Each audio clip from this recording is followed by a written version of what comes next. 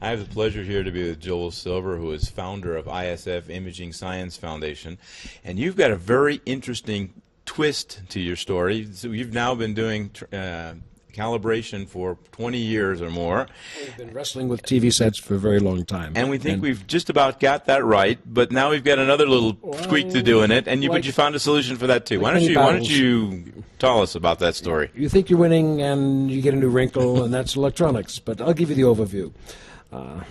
Since January 11th of 1994, we've been working with television set manufacturers with this company, and many years with magazines before that.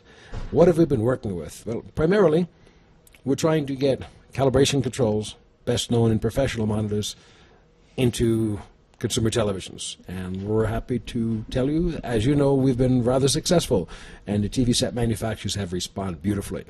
And after we got the controls into the TVs, the digital revolution happened, and now we needed to get controls that were distinct and separate for each input.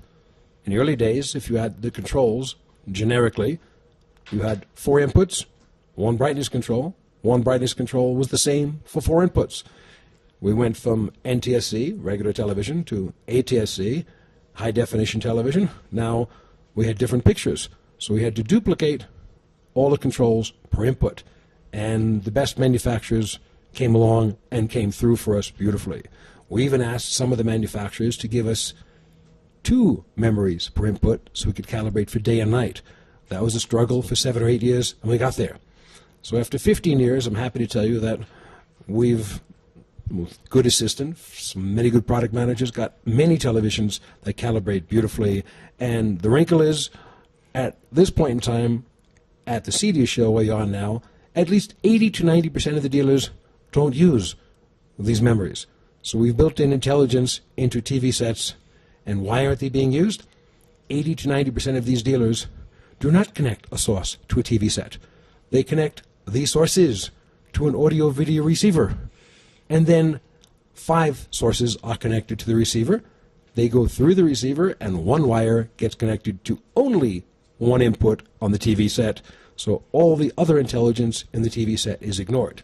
So basically you've got to do it all over again. Well, it was even worse than that. I wish it was that simple. We started testing receivers, and being that you have to have a sense of humor about things, the testing was not very positive. So we spoke to Steve Venuti and Jeff Park at HDMI, the licensing organization, and we told them we have to have a little guidance in the field. They permitted us to write articles for HDMI, and we'll give you those links. You can post the articles on the site. Okay, we'll put those online. One we thought was kind of humorous. We said, 1080p to be or 1080p not to be? And you put 1080p through many electronics on the audio side, and it was not to be anymore. So that was discouraging. We brought that to many clients' attentions, and it's being worked on. The other story we thought was wonderful was a funny thing happened to my 1080p on the way to my TV set. Like, its integrity was gone. It wasn't 1080p. Maybe the bright parts of the picture were gone, or the dark parts of the picture were gone, or the color was changed.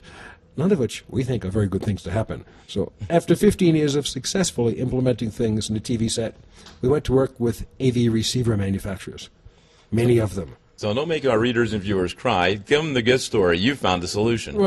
Well, we asked for the solution. We found some really talented engineers in many manufacturing facilities who can complete the solutions. We found one manufacturer, Integra, whose bosses let the engineers do their job quickly. And so after only 4 years, at this show, we launched, and it's on, as you saw, the show daily.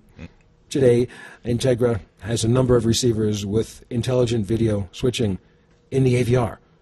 So the term AVR we find interesting. It's audio video receiver. Yeah. We kind of think that V should be taken seriously. So that is a receiver that we will tell you will probably not be perfect out of the box like any other electronic component, but it has the adjustments in it to make it work perfectly when you calibrate it.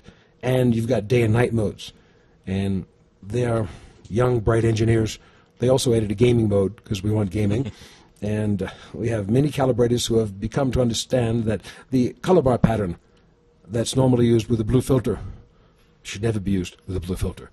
It was never designed to be used with a blue filter. So please tell your viewers, readers. You just told them. Well, you're holding a blue filter in front of your eyes using a color bar pattern. Naughty. It doesn't work. It was never designed to work. If you get lucky, it might work, but don't think that's imaging science when you're holding a blue filter in front of a simply color bar pattern. It's not science. Science is a blue-only mode. And we have many television manufacturers who are doing this now. So we told the same engineers at Integra that the filter doesn't work, and they said, show us. So I brought them to my system, had them use a blue filter. And one of the systems we evaluate in my room right now is from Runco. It has a blue-only mode. So after they did their blue filter trick, I showed them the right way to do it, and they realized the blue filter was wrong. 4 of them turned to me and said, we need blue-only. So the Integra also has blue-only output, so you can use color bars. So it's kind of a funny story, and I think it's funny now because we at least have one solution with one brand. If our viewers out there want to know more of the technical stuff, we'll be publishing the 2 articles so that they can have sort of a white paper background from the source, or one of the sources, and we'll be bringing them a little more information on maybe on a regular basis. Maybe you'll update that as we go forward and get more products out to the market. And many of your technical readers already know that they shouldn't put the video through the receiver, and they've already wired it directly for the TV. For those of you who have put the video through the receiver, maybe it's fine, maybe it's not, but find some way to test it. Test, never guess. And that whole movie, get a qualified technician and come in and take a look at it. And most of the technicians will just automatically bypass the receiver. In this case, they don't have to. They can do the calibration from the receiver. So that's the news from 2008 CEDIA that we think is fit to print. It's been a pleasure, and we'll be looking forward to seeing you again in Europe next time. Yes, thank you very much. Thank you very much. Thank you.